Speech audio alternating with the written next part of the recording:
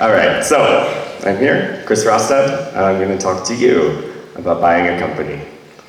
So, I think the fastest way to entrepreneurship is to buy a business. Now, why is that?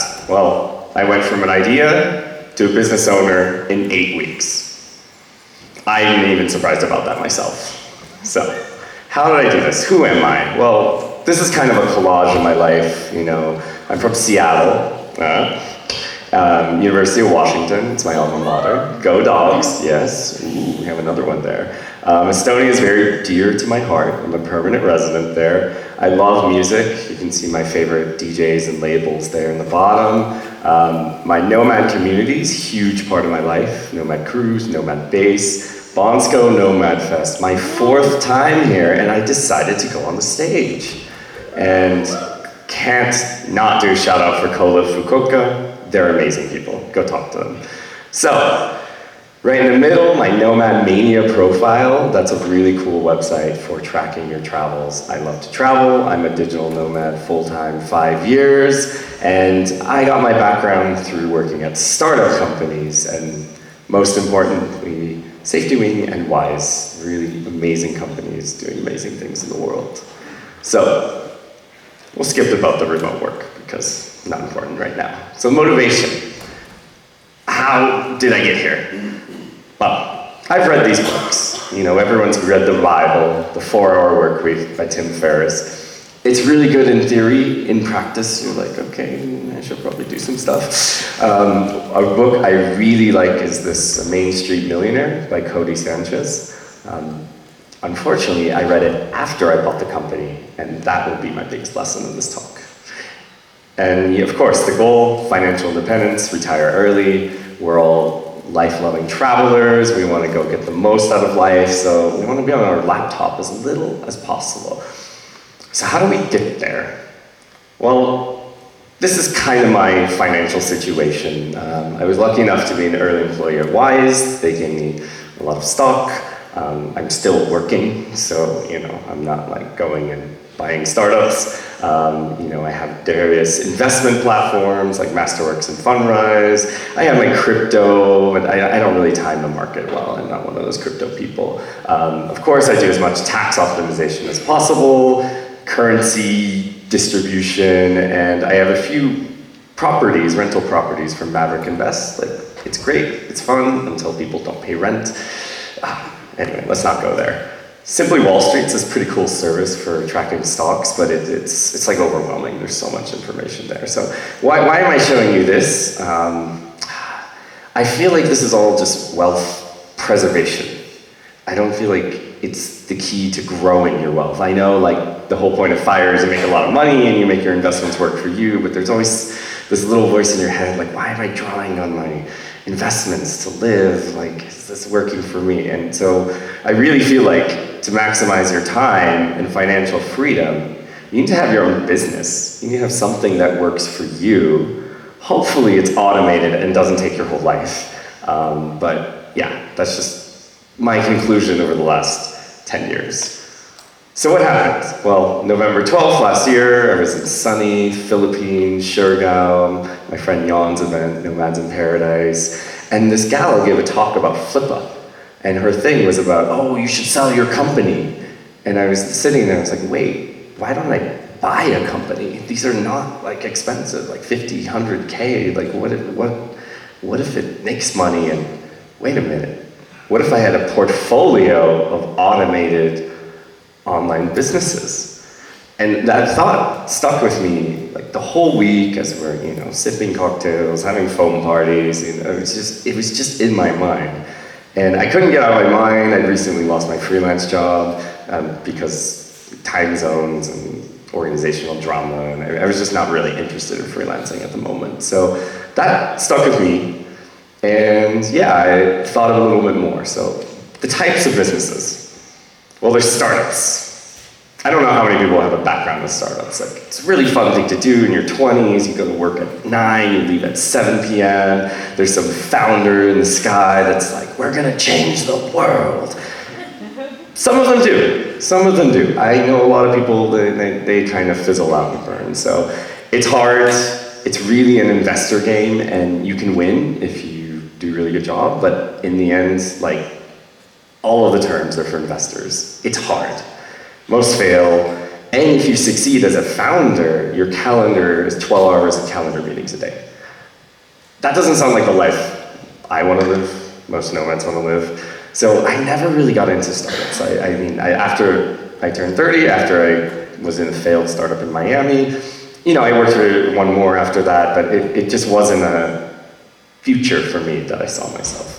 So what about building a business from scratch? Well, I was playing with this idea a little bit in that Shergao time, some music management app for DJs, and yeah, it was kind of going, but there's a few books on this. The one I really like is called the Practical Entrepreneur. Sorry, they left my mind, but anyway, there's a few on this, and it's really about like building an audience, finding your customers, growing the business from scratch, but it's gonna take time, probably like 6 months, 12 months, year and a half to really grow your company, and it's not gonna be, it's pretty risky. You just have to fund yourself and hope for the best. So that's a really honorable route. I have full respect for bootstrapped entrepreneurs, and whoever's doing that here, like, good for you, great. So what am I talking about here is buying a business, and if you do your due diligence correctly, you should have revenue on day one. And after maybe 1 to 3 months of acquisition time, that's it, you're a company owner. You have data from the past life of the business. There's still some transition risk, but it's really important to understand the owner, the seller. And yeah, funding is probably the biggest barrier, but if you play your cards right, I think most people, if you can buy an apartment, you could buy a company. And a company will probably make you more money than the apartment. So this is the main reason I started looking at this route. And of course, you learn a lot without going to business school. So seriously, how can I afford to buy a company as digital nomad? Well, you gotta understand company size and deal size. There's a lot of information here, but the most important part is here. The Solopreneurship, the lifestyle business, don't quote me on that term, but that just means like a small business. And yeah, the purchase price, their side hustles, usually less than 30K, and you barely know if they're making profit or not. There's some YouTube channels and Amazon KDPs and small stores, and you don't know how this is gonna go, the side hustles. Solopreneurship, you're basically buying a job that's less than 100K, and probably 0 employees, maybe a few contractors, freelancers, and looking at 1 to 5K monthly profit. They're cash flowing, you're managing solo. There's probably lack of systems when you don't have many employees and it's just one guy running the show. And then kind of a lifestyle business, let's say 100 to 500K purchase price, that's like next level. You have a few employees, you might get monthly profit 5 to 20K, more complexity, more things going on, and then small businesses is what's more talked about in Cody Sanchez's book. I really recommend reading about that, and that's more like, there's a lot more brick and mortars in that category, and yeah, it's another level. So I'm really focusing on these two here, and I personally bought a Solopreneurship. So, financing, 3 types: self, financial institution, lender, and seller. So yeah, self-financing, highest risk, you put all the capital up front. The fastest, you can buy it in a day. No one's stopping you. Next is lender. There are some options, so Flippa has like a financing option there. I didn't look into it because I had other ways of taking loan against stocks, so I used that to buy the company. But there are options there. And then the really important one is seller financing. So this is kind of where you make a deal with the seller that like, hey, I'll give you some money down. We're gonna take the future profits of the business, and that's gonna fund, that'll be the payback for the business. And this is nice because usually there's a tax benefit for the seller. They don't have to pay tax on that whole chunk right up front. They can spread it out for like 10 years. It still takes some time to agree on this. You need some cash up front, you need to negotiate interest rate, payback period, you need to educate them probably that this is an option. So yeah, with seller financing and the Solopreneurship, you could buy a 100K business with 10K down. Yeah, like that's possible. You could buy that's less than an apartment in Bansko. Like, really, really interesting idea there. So this is a Microaquire, and we're going to talk about the process in the context of buying my company. So these are the steps: sourcing the deal, evaluating the companies, the letter of intent that says, hey, I'm going to buy this company, the due diligence, the purchase and sales agreement, which is like the actual legal contract that says this is the purchase, deal execution, and business transition. So, sourcing the deal, there's some online marketplaces, especially for online businesses. There's Flippa and Acquire, which used to be called Microaquire.com. I know there's one called Empire something. Other ways, this is what I really got from Kirk Sanchez's book, is use your network, go to conferences and trade shows in an industry you're familiar with, ask people directly, and even ask your competitors if you have your own business. Sometimes they've been doing it 5 to 10 years, and they're like, all right, I'll sell. So a lot of different creative things you can do. I just use Flippa since I watched the talk, and I bought a premium membership for a month, and I spent a couple hours a day just looking at companies. So, evaluating. Really important, like what can you contribute to a new company? That was the first thing. Like I was not interested at all in YouTube channels, Amazon KDP, which I don't really know what that is still. But I'm a developer background, so I was looking for more techie businesses, something I can contribute to. Growth potential, most businesses are priced at kind of 2 to 3x yearly revenue, so that means with the current profit, it would take 3 years to pay off. If you can grow it, you'll get to pay back sooner, and that will be pure profit in your pocket. Some basic revenue validation, whatever they give you on the website. And a big thing is, are you doing an assets or equity purchase? This just means, are you buying all of their website, their domains, their Stripe accounts, sorry, not the Stripe accounts, but are you just buying their assets directly? Or are you going to buy their company and buy all their contracts and liabilities and potential legal risks? And so that really depends on the company, on the thing. Like if it's a YouTube channel, you can literally just buy the YouTube channel and that's it. Right? But if you're in a business where their value is a lot of the contracts and relationships, then you do an equity purchase. It means you buy the company. Usually these companies don't have shares when they're quite a small business. So financing, do they want to do seller or not?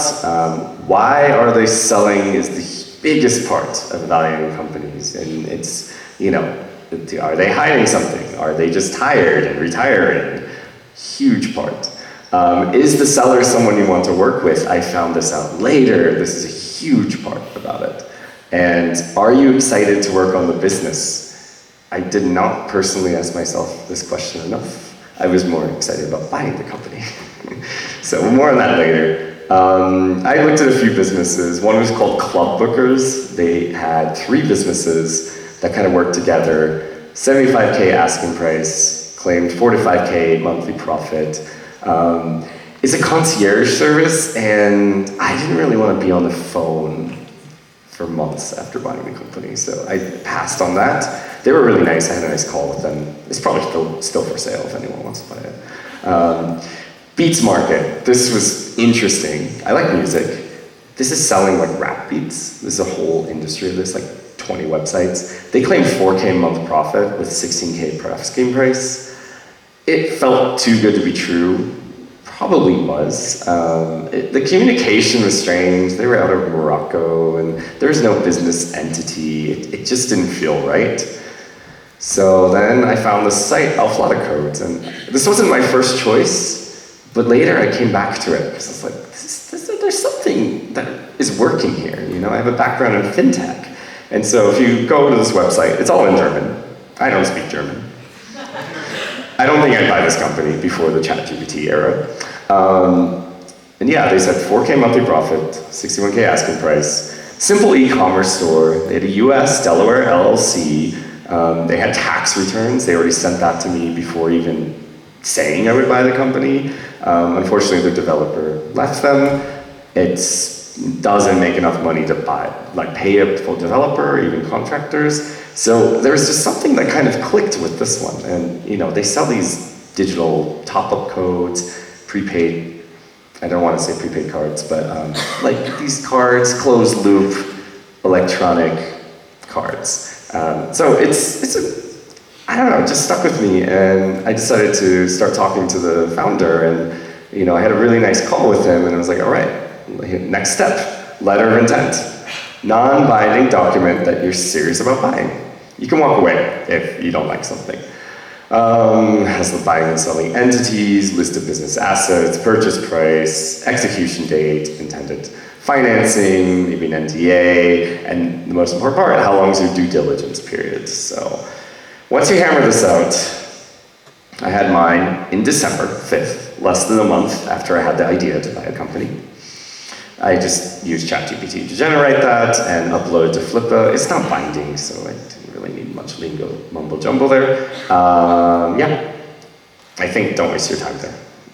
So, due diligence, whole goal, get comfortable buying the business. This is the most important part of the company buying process. You need to verify the financials. Whatever you can get, you should request everything and they should give it to you. And if they don't, probably something's up. So yeah, you really want to verify the P&L. This is something I did not do a good job at. And if it's a kind of a website with more like YouTube or something, blog, then you want to verify like the traffic and the customers. Understand what you're buying. Like, is it the website, is it the brand, is it the customer list, the domains, software, social accounts, IPs. Yeah, and in this process, you should also be spotting liabilities and risk. Is there debts, lawsuits? Are they regulated? Should they be regulated? Especially in these smaller businesses, they might not have the legal mindset or advice that we heard about in the other talk, which can be a little scary. So yeah, this is really, really, really important. You're gonna wanna hire outside help here, either a lawyer or someone very savvy with businesses. Yeah, do they have standard operating procedures? Do they write down their procedures? They're probably not in a solopreneurship. They might in a small business, but yeah. And the final part is your own interests. Do you want to still buy this company? Is it interesting? Do you think it's worth working on for the next 6 months, year, 2 years, 3 years? Yeah, so with a lot of codes, I document all the assets, I had a living document. I was talking to the founder about every other day, having maybe 2 or 3 times a week, and I consulted a trusted advisor. He's very good. I can recommend you. Come talk to me later. And yeah, this is Olaf. He's a lovely guy. I enjoy working with him, and I'm still working with him now. And yeah, it's great. This is probably the most important thing, is finding a seller you're willing to work with, because I underestimated how much I would need to work with them after acquisition.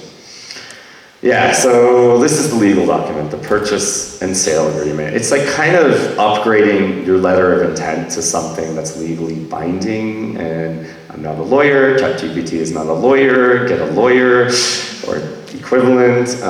Still, it was only a 60K company, so I'm not gonna spend like 20K on a lawyer, so, but Flippa has some services to help you with that.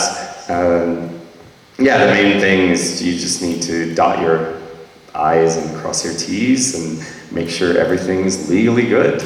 And of course, you need to nail down if this is an asset purchase or an equity purchase. Are you buying a company or are you buying just assets?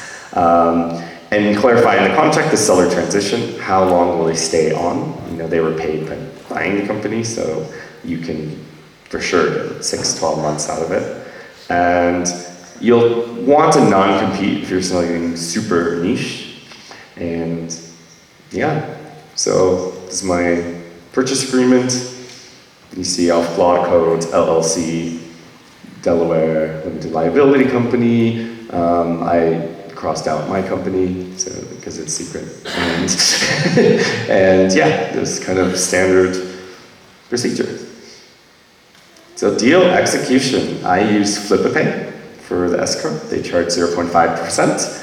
And pretty much the buyer will fund the escrow. You will do the whole assets handover, and when everyone's happy, the seller gets the funds, and I think Flippa takes like another % or 2 from the seller. And so yeah, I didn't really say exactly how I funded the deal. I did, some margin loans of a stock, which you can get a 1% interest rate with a certain currency called Japanese yen. So, that's how I funded that. And yeah, so I just went through very quickly with the process here. So business transition, I wish I budgeted more time for this, because yeah, I got really excited about buying a company, and then I became a company owner. And I need to figure out how to grow it. What did I buy? How does WordPress work? I definitely overestimated my WordPress abilities. And yeah, so the owner will stay on for another 3 to 6 months, maybe 12 months, depending on what you put in the contract. Put as long as you can there. You're going to need the time with them. And yeah, it's just a lengthy process of taking over every little piece one by one, maybe a password file, and then changing the passwords one by one. And I kind of put everything into Airtable. That's just something I do. Something I forgot to do early, if you're buying a US company, there's this form, IRS AA22, that you're supposed to send to say, hey, I bought the company. I was a little late on that, very important.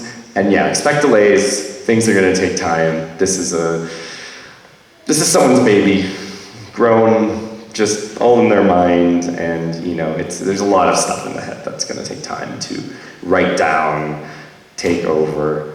And so yeah, with off a lot of codes, did regular calls with the owner. Maybe we had like 1 or 2 hour screen shares a few times a week, just to understand what everything is going on. If you read Cody Sanchez's book, she will swear by standard operating procedures. Just start writing those down. And yeah, this will take time. Budget time for this. Maybe not do this if you're working full time. Is probably my suggestion. Lessons learned. So I never said, but the contract executed January 1st. So less than 2 months, I bought a company. So think twice before buying a business, because it's a big commitment. Like I said earlier, I was more excited about buying the business than running the business.